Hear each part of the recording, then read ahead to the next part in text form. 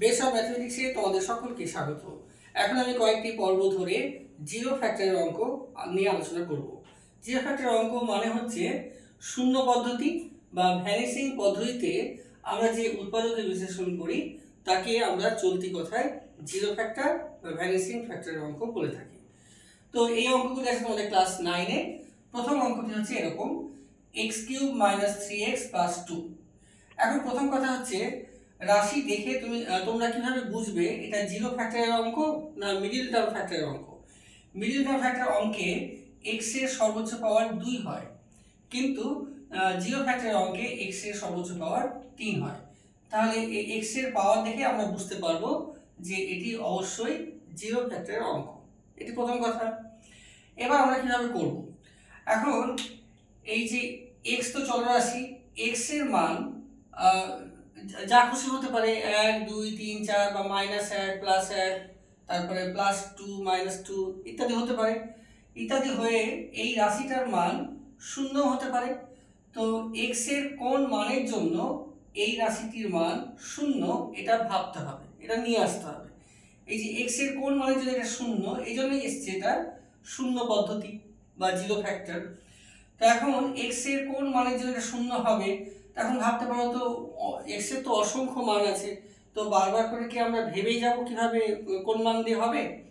তো অত ভাবতে হবে না, তার একটা নিয়ম আছে। কি নিয়ম? এখানে দেখো শেষের সংখ্যা আছে 2, এই 2 এর উৎপাদকগুলো কি হয়? উৎপাদক হয় 1 এবং 2। তাহলে x এর মান হয় +1 কিংবা -1 কিংবা +2 বা -2, এগুলো দিয়েই এটা 0 আসবেই আসবে। তো এখন দেখো এখানে x এর মান কি ধরলে পরে 0 আসতে পারে, একটু ভাবতে হবে। যদি আমরা x এর মান যদি 1 ধরি, দেখো x এর মান যদি আমরা 1 ধরি, তাহলে 1 এর কিউব -3 * 1 + 2, তাহলে 1 এর কিউব 1, 3 এর কে 3 + 2, তাহলে এটা 0 আসছে।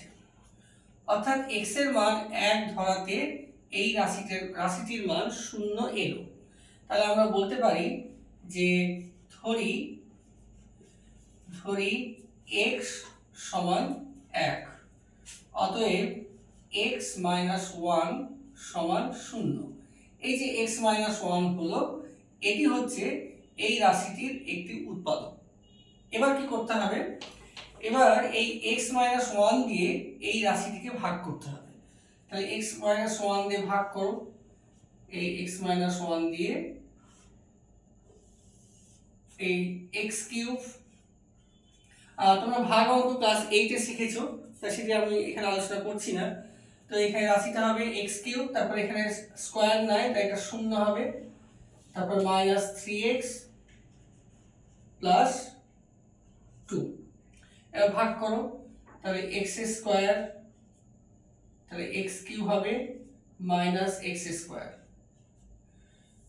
বিয়োগ সাইন চেঞ্জ হবে, x কে কেটে গেল, তাহলে হচ্ছে তোমার x² - 3x + 2, তাহলে এটা প্লাস x হবে, তাহলে x² - x, আবার সাইন চেঞ্জ করছি, তাহলে x² কাটলো, -3x আর +x মানে হচ্ছে -2x + 2, তাহলে প্লাসে মাইনাসে মাইনাস, এবার 2 দিয়ে যাবে, তাহলে -2x + 2, তাহলে প্লাস মাইনাস, তাহলে ভাগফল 0 হলো, তাহলে ভাগফল মিলে গেল।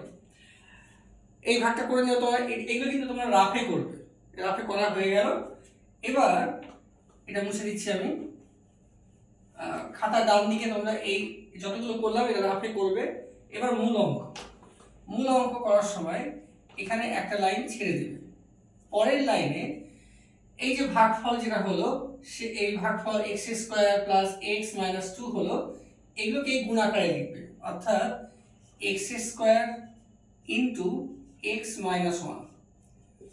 এই যে x² এর সঙ্গে x - 1 গুণ করবে, তাহলে এখানে যে প্লাস x এর সঙ্গে x - 1 গুণ, তারপর -2 এর সঙ্গে x - 1 এর গুণ, এভাবে লিখবে। তাহলে এর পরের লাইনে এখানে দেখতে পাচ্ছি আমরা x - 1 কমন আছে, তাহলে এক্স মাইনাস ওয়ান কমন, আর থাকলো x square plus x minus two.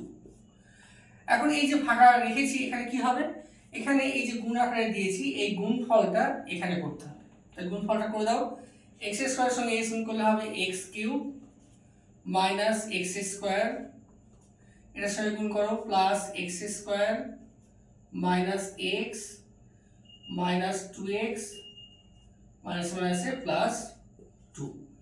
তো এভাবে হচ্ছে অ্যান্সার। তো আজকে প্রথম অঙ্কটি করলাম, এরপরে আরও অঙ্ক নিয়ে আলোচনা করবো এগুলোই। তো দেখতে থাকো। Thank you.